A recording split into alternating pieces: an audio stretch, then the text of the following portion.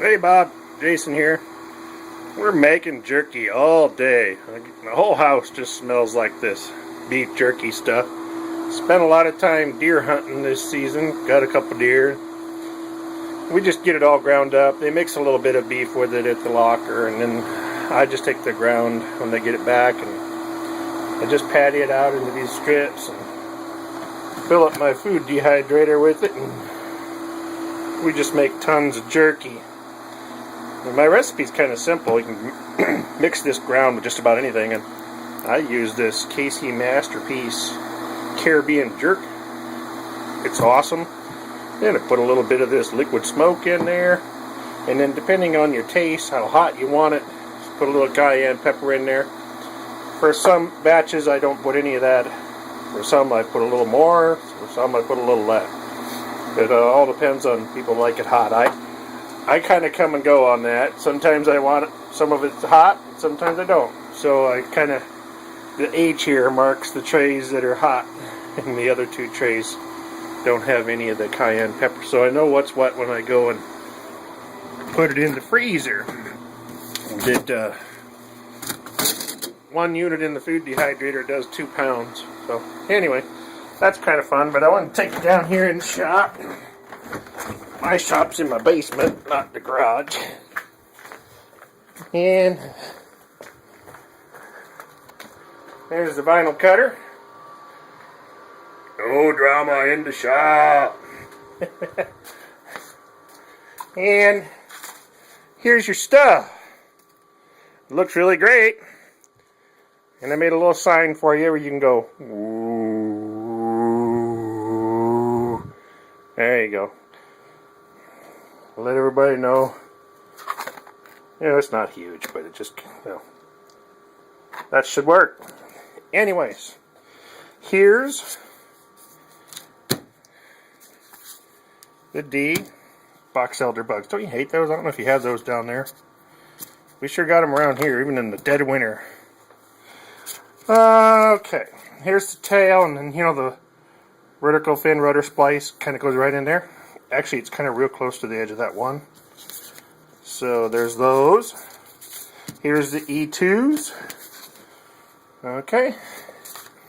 And I haven't got the stars and bars done yet, but we're going to cut some no drama in the shop stuff for you. On these kill markings, I did it both ways. I put the white and the red and the black in there. This strip here you can put right on the fuse side on the silver, and it'll look fine. You just want to stick them on under the canopy. These here are for the scale position, where you see them lined around the edge of the canopy on that strip that you're going to have to paint there that's red on the canopy. These have no red in them. It's just a black outline with the white circle and the black. And when you stick you can cut them out individually if you want to, and stick them along the edge of the canopy on the scale position as it shows. I'm not sure how wide that strip is, but they should fit on there. And then the red that you paint on there will show through. So there's no red in these, it's just not there. Because when you stick it on something that's red, then the red will be there. And it's got that black outline to indicate the edge of the flag or the kill marking. This is a little simpler option. You can just stick these right on the straight part of the fuselage, right underneath the canopy there, and they're all ready to go. You don't even need to mess with them. They're all lined up. They're all spaced out. I don't know how difficult it's going to be to get these to go, on that swoopy part of the canopy right there, but all that is entirely up to you. Now, as I'm sitting here staring at this stuff, I realized, guys, always got to pay attention to this stuff. It's just a constant thing that this one's wrong. Of course.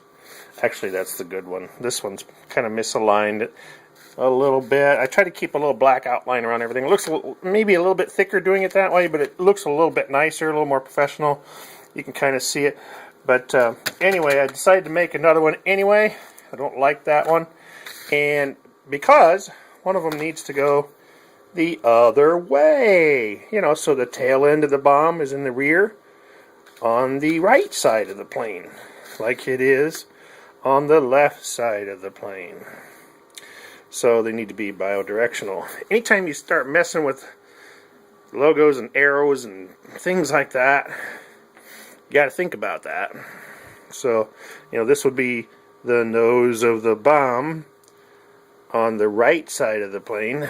And this is the nose of the bomb as it sits on the left side of the plane. So I made two lefts. And as it turns out, it's fine anyway, because I didn't quite get that white on there totally 100% perfect. And I, much like yourself, am kind of a perfectionist. We want to get that stuff right. So anyway, so far so good. We'll whip out a couple stars and bars and get some no drama stuff for you, and you can put all this stuff on that model, and it's going to look like $50 million. Well, maybe half that. Anyways, oh gosh, we just been busier, and I just can't see the forest through the trees around here sometimes. Just always got something going on. Anyways, we'll catch you later. This is Jason, River City Graphics. Have a good one.